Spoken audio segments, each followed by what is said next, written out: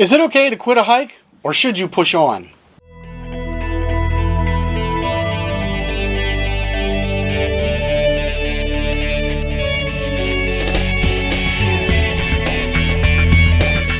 What's up, backpackers? I'm Dan, and welcome to Backpacking Adventures, where we talk about backpacking, hiking, and gear. If you're new to this channel and those interest you, consider subscribing and make sure you hit that bell notification so you don't miss a thing. No one likes a quitter, right? Well, today we're going to talk about when to quit your hike. I think calling it quits on a hike happens to all of us at some point, and there's nothing wrong with bailing if you feel you need to. But before we get into the reasons to bail on a hike, let's talk about trip planning. When planning a trip, even a small one, it is important to do two things during your planning. First and foremost, make sure you tell somebody where you're going. Let them know your plans, your times, where you think you're going to be camping.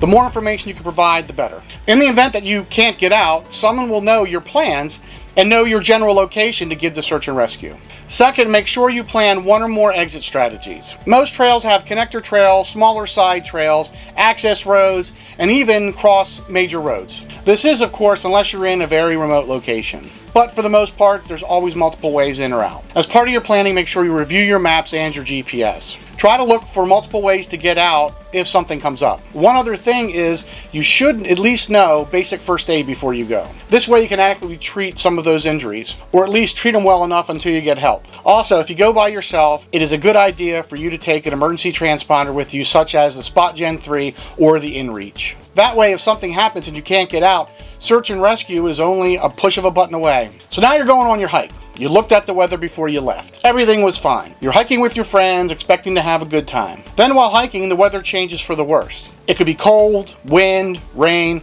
or anything that was unexpected. In that case, the point of your trip was to have fun with your friends, so it's fine to bail and do the trip at another time. After all, what fun is it when you're all just sitting in your tents? Another thing with the weather is it changes and it puts you at some kind of risk. This is another good weather-related reason to back out. Injuries can also happen on the trail. You can get a sprained ankle, you could hurt yourself, or get a significant gash. In that case, there's no reason to go on with an injury. If you do, you can make it worse, so it's okay to quit. If you're with your friend and something happens and you can't hike out, send them out to get help. If you're alone, that's when having that emergency transponder is very beneficial. I have the Spot Gen 3 and I take it on every trip. Some other reasons that could make you quit are just general safety issues. Maybe you're hiking and you get to the point where the trail is very technical, or maybe it's hiking along a very high cliff. Maybe you choose not to take the chance and you just turn back. That's fine. Or what if the weather turns and those same rocks get icy? It could be dangerous.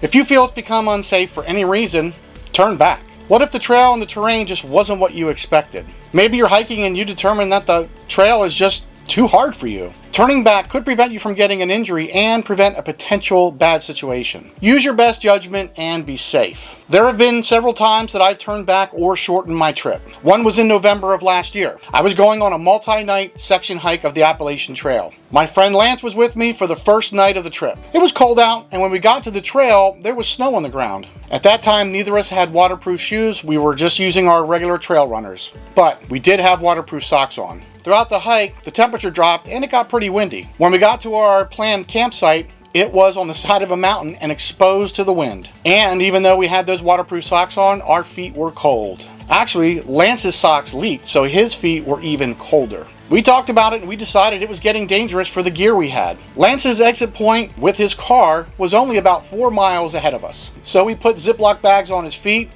and hiked out. A little side note, that's a little hack. If you're out hiking and your feet are getting wet and cold, you can always put some kind of bag or Ziploc bags on your feet above your socks between your shoes to provide a vapor and a water barrier. Then in December, I was going to go on a quick overnight. The temperatures were in around the 30s, but while hiking, I kept sweating and sweating to the point where I was almost down to just my t-shirt. And I was also feeling unusually tired for some reason. So I decided just to do the trip as a day hike. And when I got back, I went to the doctors, and it turns out I made the right decision in bailing because I actually had pneumonia. So that was definitely the right call. So overall, it's okay to quit your hike, but try not to quit the hike if you're just feeling a little tired or your legs are just a little bit sore. Just push on and try to make it. Or if you get scared at night. We've all done it when we first start. We all get a little jittery. I made a video on getting over your anxiety of sleeping in the woods. Check it out. Tell me how you feel about quitting a hike in the comments below. If you like this video, make sure you subscribe and give it a thumbs up. Thanks for watching. See you next time, and go explore.